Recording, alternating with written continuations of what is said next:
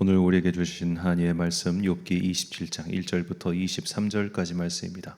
욥기 27장 1절부터 23절까지 말씀. 이제 봉독하겠습니다. 하나님의 말씀 경청하십시오. 욥이 비유로 말하였다.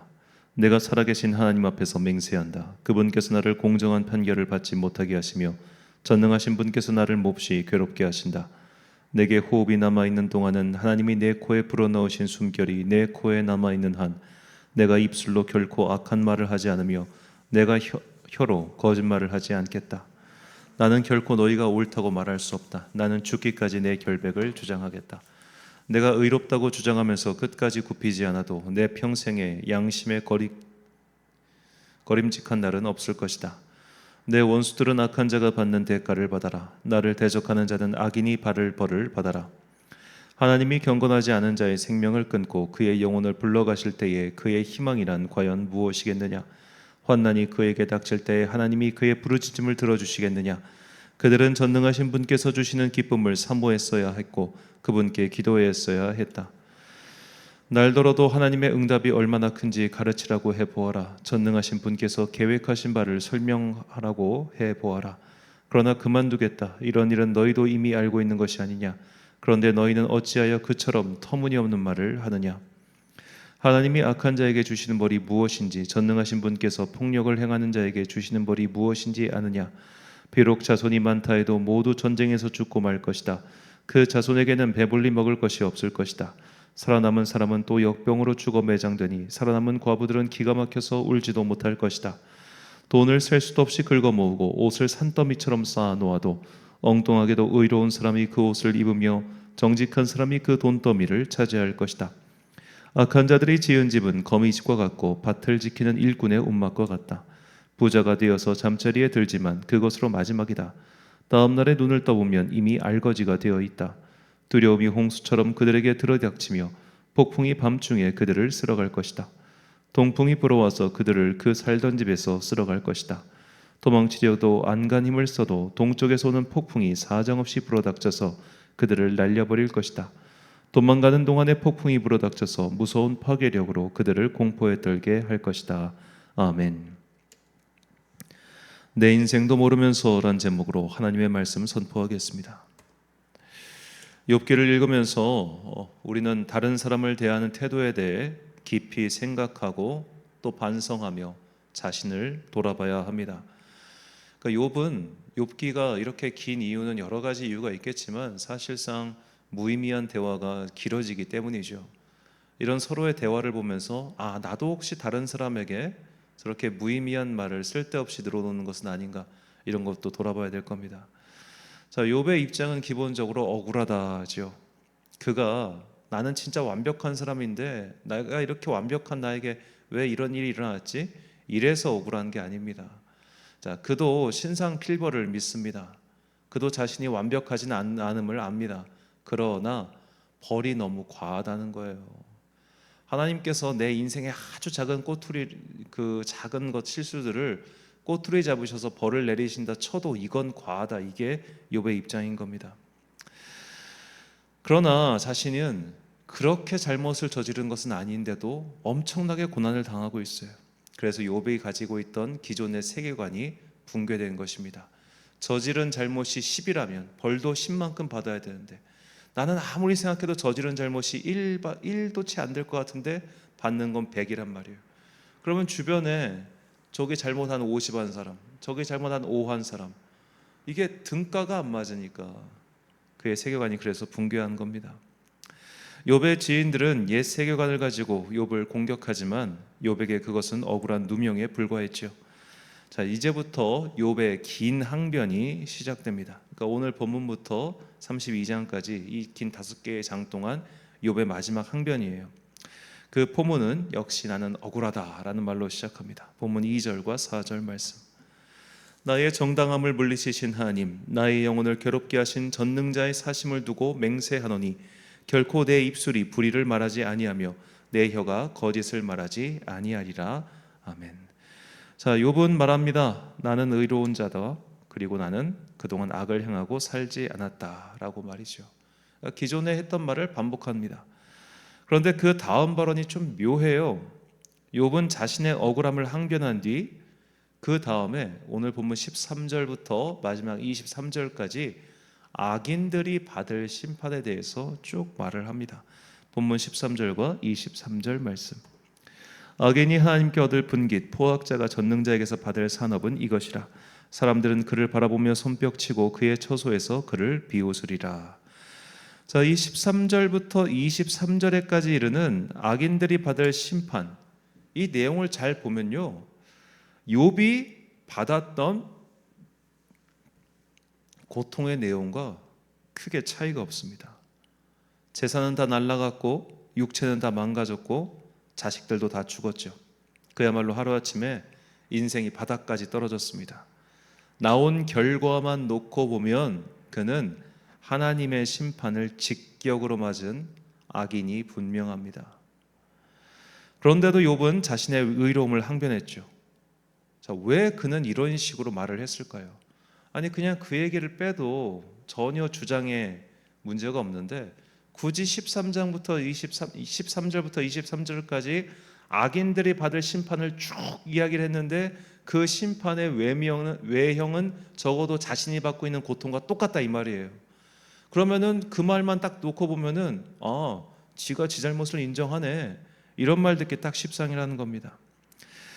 그런데 여기서 욥의 숨겨진 주장이 있는 거죠. 그가 굳이 이런 말을 한 이유, 이것은 나는 의인이지만 지금 악인들이 벌을 받는 것처럼 받고 있어. 그렇다면 욥의 질문, 욥의 숨겨진 주장입니다. 의인이 고통을 당하는 이유는 무엇인가? 이게 욥이 이 말 속에 담겨놓은 진의인 거예요. 악인들이 이렇게 벌을 받는 건 당연해. 그런데 나는 의인인데? 근데 왜 나는 의인인데도 악인들이 받는 것과 거의 동일한 혹은 그 이상 수준의 벌을 받고 있지? 악인이 벌을 받는 건 당연하지만 의인이 고통을 당하는 건 당연하지 않아. 나는 이 당연하지 않음에 대해서 하나님께 묻고 싶은 거야. 이게 욥의 진짜 주장인 것이죠.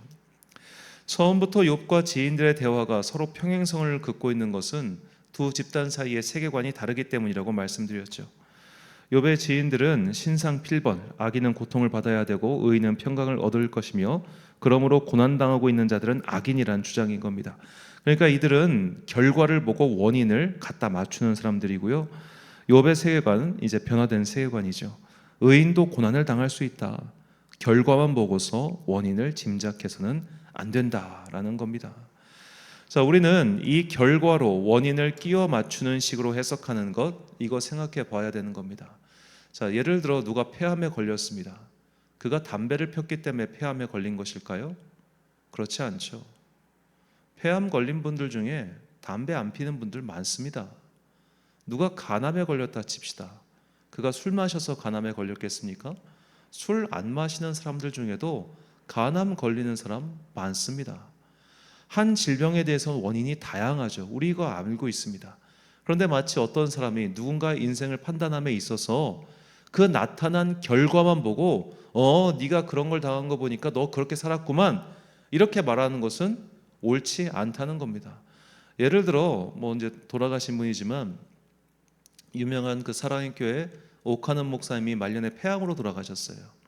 그분이 그럼 사람들이 폐암으로 돌아가신 거 보니까 저분 목회하면서 담배 엄청 피셨구만, 이렇게 말하면 그게 옳겠어요?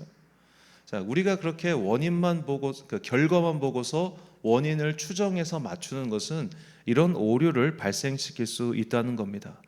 이것은 남의 인생에 대해서든 혹은 나의 인생에 대해서도 마찬가지입니다. 우리는 자기 자신의 인생에 대해서도 굉장히 자학적으로 평가할 때가 많아요. 내 인생이 이렇게 안 풀리는 건 이것 때문이야 저것 때문이야 라고 생각하면서 현재 나타난 결과만 보고 자꾸 원인을 추적하려고 하죠. 그러니까 무당 찾아가는 거 아니겠습니까? 당신이 지금 이렇게 인생이 안 풀리는 것은 옛날 당신 집에 사과나무가 있었는데 그거 뽑아서야 라는 식의 대답이라도 듣고 싶은 거잖아요. 어떻게든 원인을 알고 싶어요. 그것이 나의 인생이든 남의 인생이든. 그렇기 때문에 자꾸만 우리는 이 놓아진 결과만 보고서 원인을 추적하고 유추하고 결론 지으려고 하는 그런 습성이 있다는 겁니다. 우리는 하나님이 아닙니다. 그래서 남의 인생이든 나의 인생이든 왜 이런 일이 일어났는지 모릅니다. 지금 욥도 자기 인생에서 왜 이런 일이 일어나는지 끝까지 몰라요, 욥은. 그래서 단정지어서 말하면 안 되는 겁니다. 남의 인생에 대해서든 나의 인생에 대해서든 쉽게 결론 내리면 안 됩니다. 자꾸만 결과만 보고 판단을 내리고 내 멋대로 진단해서 정죄하는 거, 그거 정말 못된 태도입니다. 이런 억울한 일을 당한 자의 대표가 바로 예수님이세요. 이사야 선지자는 그분이 받으실 일에 대해서 다음과 같이 전했습니다. 이사야 53장 3절과 4절 말씀. 그는 멸시를 받아 사람들에게 버림받았으며 간고를 많이 겪었으며 질고를 아는 자라. 마치 사람들이 그에게서 얼굴을 가린 것 같이 멸시를 당하였고 우리도 그를 귀히 여기지 아니하였도다. 그는 실로 우리의 질고를 지고 우리의 슬픔을 당하였거늘 우리는 생각하기를 그는 징벌을 받아 하나님께 맞으며 고난을 당한다 하였노라. 아멘. 예수님께서 고난을 겪으신 것은 그가 신성 모독을 했기 때문도 아니고 바알세불의 힘을 빌어 활동했기 때문도 아닙니다. 그분은 사람의 고난을 체휼하시기 위해 고통을 겪으셨고 그리하여 고통당하는 자들의 위로자이며 구원자가 되신 것이죠. 예수님의 고난은 그 결과만 보면 비통하고 또 비참합니다. 그러나 원인과 또 결과 이후의 과정을 보면 우리는 예수님께서 왜 고통을 당하셨는지 그 뒤에 감추어져 있는 하나님의 섭리를 발견하게 되지요. 이것이 예수님께만 해당되는 일일까요? 그렇지 않습니다. 나의 인생도 남의 인생도 마찬가지입니다. 우리는 우리에게 일어난 현재 상황이 어떻게 비롯된 것이며 또 앞으로 이 일이 어떻게 될지 아무도 알지 못합니다. 그러니까 인생만사 새옹지마라는 말이 괜히 나온 말이 아니죠. 그러므로 스스로를 너무 정죄하거나 한심하게 생각하거나 혹은 너무 높게 여기지도 마십시오. 또한 남에 대해서도 그렇게 해 주십시오. 저 사람이 지금 겪고 있는 고난이 그가 잘못해서 겪고 있는 것인지 아니면 하나님께서 그를 연단하시기 위함인지 그건 본인도 모르고 남도 알 수가 없어요. 하나님만 아십니다. 그래서 남에게 함부로 말하면 안 되는 겁니다. 우리는 시편 기자의 태도를 통해 성숙한 성도가 어떤 말을 하고 살아야 되는지, 어떤 기도의 습관을 가지고 있어야 되는지를 명확하게 알 수 있습니다. 시편 71편 15절과 16절 말씀. 내가 측량할 수 없는 주의 공의와 구원을 내 입으로 종일 전하리이다. 내가 주 여호와의 능하신 행적을 가지고 오겠사오며 주의 공의만 전하겠나이다. 아멘. 하나님의 공의로 거듭난 성도는 나의 인생에 그렇게 많은 관심을 두지 않습니다. 주님, 제 인생이 어디로 와서 어디로 갈 것이며 어떻게 될 것인가, 이거에 관심을 크게 두지 않아요. 하나님께 관심을 둡니다. 그는 당연히 남에게도 그렇게 크게 관심을 두지 않습니다. 그를 긍휼히 여기고 그를 위해 기도할지언정 하나님, 제 인생은 어떻게 될까요? 라는 식으로 의문스러운 마음을 감춘 채 말하지 않습니다. 그는 하나님의 공의만을 전하는 사람이 됩니다. 나의 인생도 아닌 남의 인생도 아닌 오직 하나님께만 주목하고 주만 바라보는 그 사람, 우리가 그런 사람이 될 때 우리는 비로소 성숙한 그리스도인이 되어 이웃에게 그리고 나 자신에게도 선한 영향을 끼칠 수 있는 영혼의 주인공이 될 것입니다. 사랑하는 천안광성교회 성도 여러분, 그리고 이 새벽을 함께 깨우고 계신 귀한 주님의 자녀 여러분, 나는 나의 일조차 모릅니다. 그리고 남의 인생은 당연히 모르죠. 그러므로 우리는 오직 내가 경험하고 내가 깨달은 주님의 은혜만을 전하는 사람이 되어야 합니다. 우리가 알 수 있는 바른 것은 오직 하나, 성경에 기록된 말씀과 그 이야기뿐입니다. 나머지 우리 주변에서 일어나는 모든 것들은 끝까지 가봐야 알 수 있으며 우리는 그 끝을 하나님 나라의 완성임을 알고 있죠. 그러니까 주님께서 이 땅에 다시 오셔서 모든 것을 종결지으실 그날까지 우리는 과거에서부터 지금까지 인류에게 일어난 모든 일에 대해서 결론을 내리지 말아야 되는 거예요. 이 사건이 왜 일어났으며 어떤 결과를 미쳤는지 아직 우리는 다 몰라요. 어쩌면 우리는 과거의 여파 속에 아직도 살고 있을 수 있으며 혹은 그 과거의 여파에 곁들여서 또 다른 여파를 만들어내고 있을 수도 있어요. 우리는 현재 지금 어떤 흐름 속에 어떻게 살고 있는지 자기 자신의 좌표를 정확하게 정할 수 없는 존재입니다. 인간이 그렇습니다. 이 우주적 관점에서 봤을 때 도대체 지구의 좌표가 어딥니까? 은하계가 확장되고 있다는데 우리 좌표 못 찍어요. 마찬가지입니다. 우리가 인생의 좌표를 정확하게 찍을 수 없기 때문에 내 인생이 어디로 와서 어디로 흘러가는지 모릅니다. 나의 인생이든 남의 인생이든 말이죠. 우리가 유일하게 알 수 있는 지표를 하나 주셨는데 그게 성경 말씀이라는 겁니다. 그 성경을 통해서 하나님께서 하신 그 일들을 찬양하고 경배하며 오늘 나의 인생이 어디로 와서 어디로 흘러가는지는 모르지만 적어도 내가 해야 되는 일, 이 땅을 사는 동안 주님의 공의와 사랑과 자비를 따라서 그것을 실천하고 살아가는 그것만 하고 살면 된다는 겁니다. 그러니 나의 인생이든 남의 인생이든 인간사든 함부로 결론 내리고 판단하지 마십시오. 우리는 우리 인생도 잘 모르는 자들입니다. 그러므로 오직 알 수 있는 것, 말씀에 기록된 주님의 영광만을 전하는 현명한 주님의 제자들이 되시길 예수님의 이름으로 축원합니다. 기도하겠습니다. 사랑과 은혜가 충만하신 아버지 하나님, 우리가 성숙한 주님의 자녀가 되기를 소망합니다.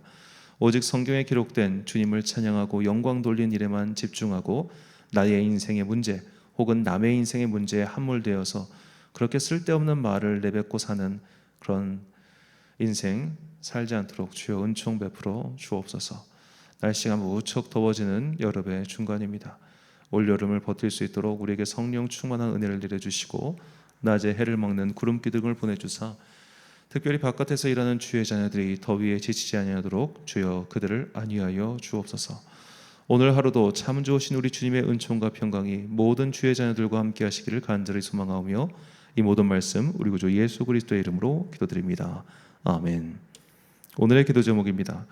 자꾸 내 인생 또는 남의 인생으로 쏠리는 영혼의 시선을 오직 하나님께만 고정시킬 수 있는 믿음의 능력을 달라고 기도하십시오.